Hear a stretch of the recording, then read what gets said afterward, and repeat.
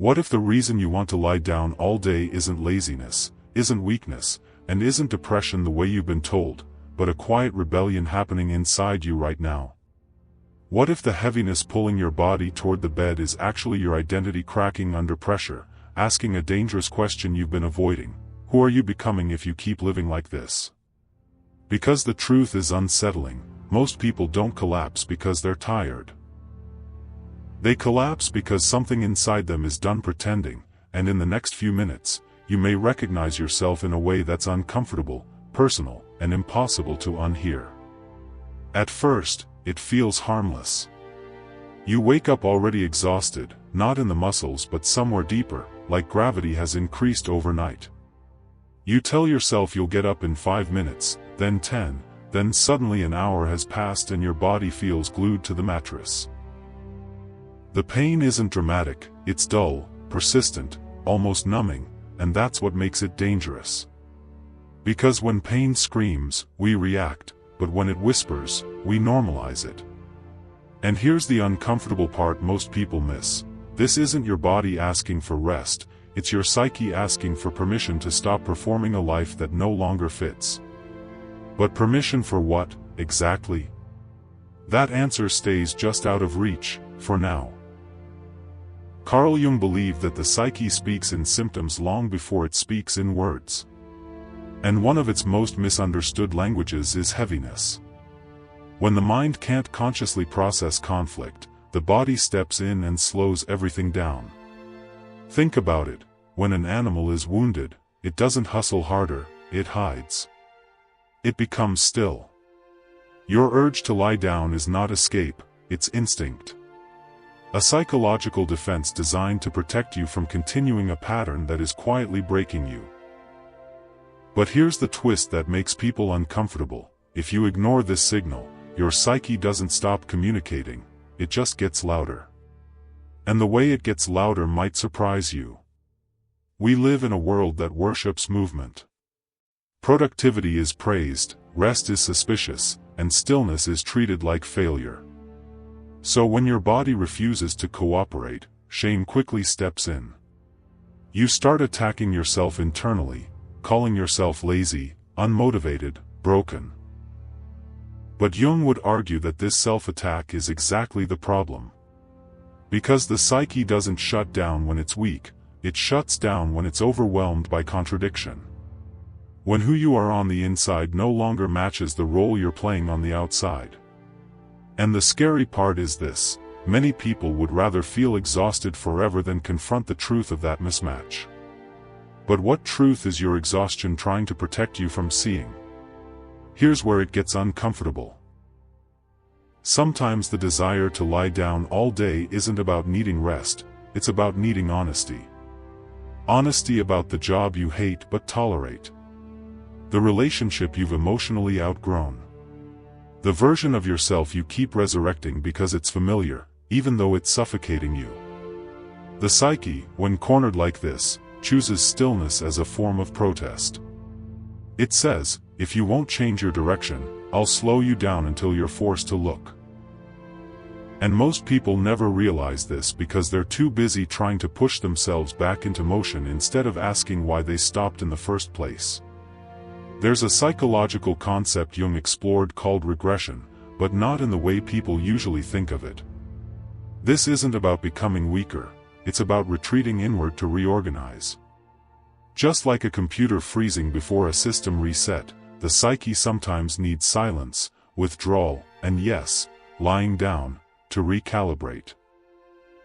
But here's the fear-inducing part: during this phase, motivation disappears. Meaning evaporates.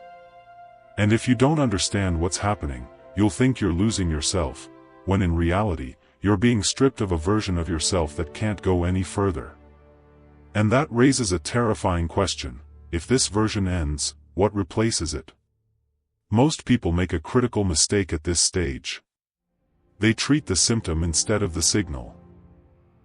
They force routines, drown themselves in caffeine, motivational videos, or discipline hacks, all while ignoring the deeper fracture. And temporarily, it works. You get up. You function. You smile. But something inside you grows quieter and heavier. This is where the real danger lives, not in lying down all day, but in getting up every day while being completely disconnected from yourself. Jung warned that when the unconscious is ignored, it doesn't disappear, it turns into fate. And fate has a way of forcing stillness far more brutally than a bed ever could. Now here's the emotional peak most people aren't ready for, but need to hear. Sometimes the reason you're exhausted is because you're living a life that benefits everyone except you.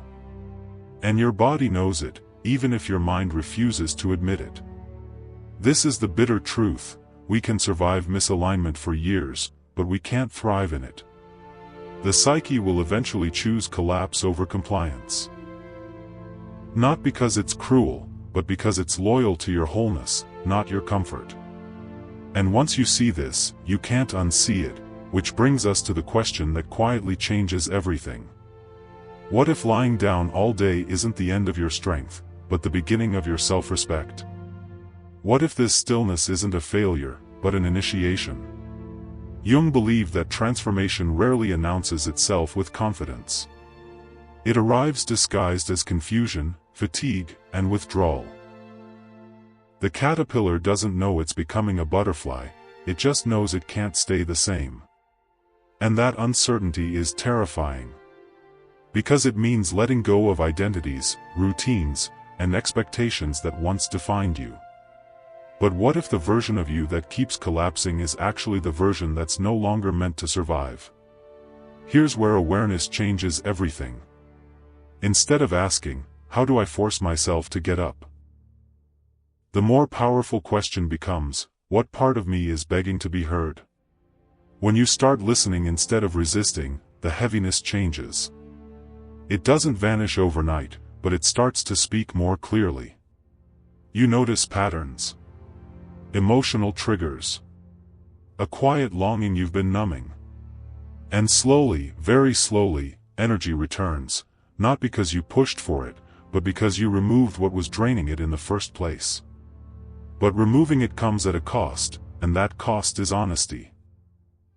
The final paradox Jung leaves us with is this: rest becomes destructive only when it's mixed with guilt.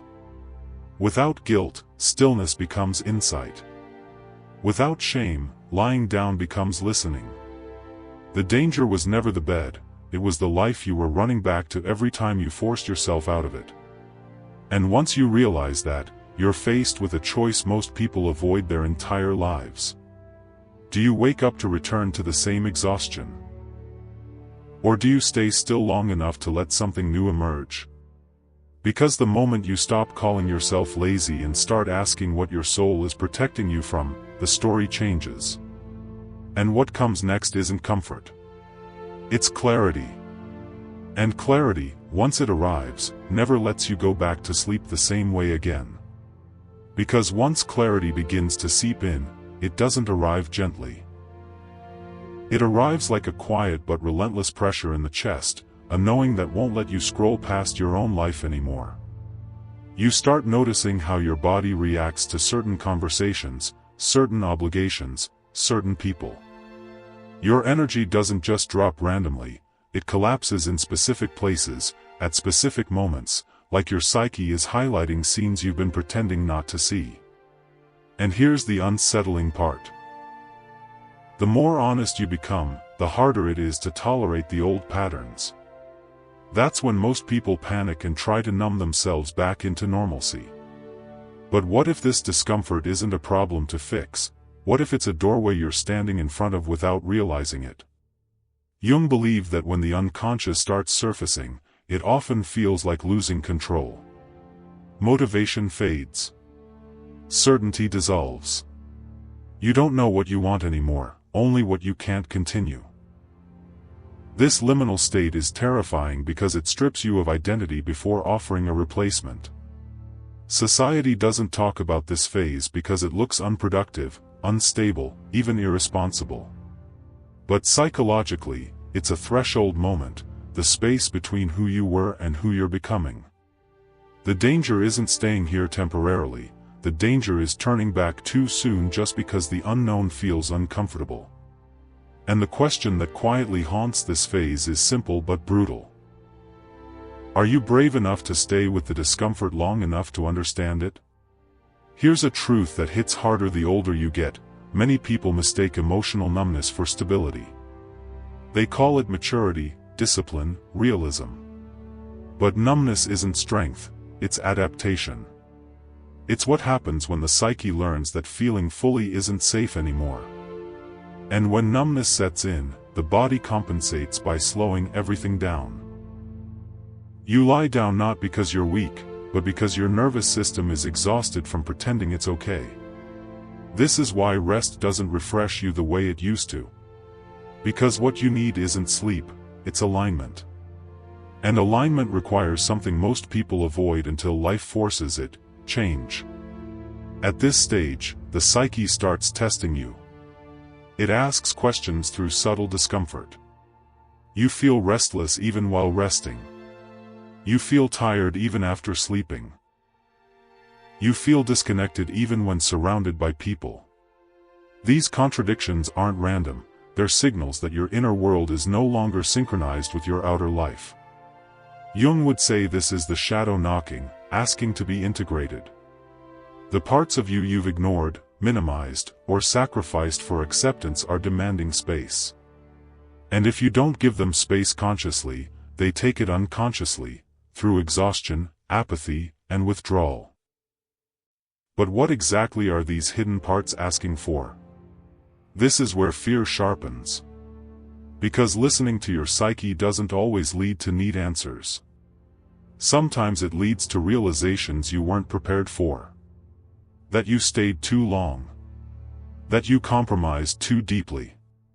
That you became reliable at the cost of being alive. And here's the sharp edge of it all: no one forced you. You adapted. You learned what earned approval. You learned what kept the peace. And over time, that adaptation hardened into a life that looked fine from the outside but felt unbearable on the inside. The body remembers what the mind tries to rationalize away. And lying down all day becomes the only honest response left. Most people try to fix this by chasing purpose, as if purpose is a missing object you can suddenly find. But purpose doesn't appear when you're exhausted, it appears when you stop betraying yourself in small, daily ways. Jung didn't see purpose as something you discover, he saw it as something that emerges naturally when the psyche is no longer at war with itself. And that war ends not with dramatic reinvention, but with subtle courage. Saying no where you used to say yes. Pausing where you used to push. Allowing silence where you used to distract. These changes look small, but internally, they are seismic. And this is where energy slowly begins to return, not as excitement, but as relief. There's a moment in this process that almost everyone misunderstands. You'll feel worse before you feel better. More confused before you feel clear. Less motivated before genuine desire returns. This is not regression, it's detox. When you stop running on borrowed energy, the system recalibrates. And during recalibration, everything feels empty. Jung warned that this void terrifies people because it feels like nothingness, but psychologically, it's fertile ground. It's the space where new values can form, where authentic direction can emerge. But only if you don't rush to fill the silence with noise. And that raises the real challenge: can you sit with emptiness without labeling it failure? Here's another uncomfortable realization most people avoid: some relationships, routines, and ambitions are sustained purely by adrenaline and obligation. When the psyche withdraws that fuel, they collapse. And that collapse isn't accidental, it's diagnostic. It shows you what was never rooted in truth to begin with. This is why periods of exhaustion often coincide with loneliness or dissatisfaction. Not because you suddenly lost connection, but because you stopped lying to yourself about it. And once that honesty enters the room, there's no going back to unconscious living. You can distract yourself, but you can't unknow what you've seen. Eventually, if you listen long enough, the desire to lie down shifts. It becomes less about escape and more about choice. You start standing up not because you have to, but because something inside you finally wants to move again. And when that desire returns, it feels different. Quieter. Cleaner. It's not fueled by pressure or fear, but by alignment. Jung would say this is individuation, the process of becoming who you actually are, not who you were trained to be. It's not flashy. It doesn't announce itself. But it changes everything. And the strangest part? You realize that the period you once judged as your lowest was actually your psyche saving your life. So the next time you feel that pull towards stillness, don't rush to fight it. Ask it what it's protecting you from. Ask it what truth it's trying to surface. Because sometimes the most dangerous thing you can do is force yourself to keep going, and the most courageous thing is to stop long enough to hear what your soul has been whispering all along. And once you hear it, the real journey begins.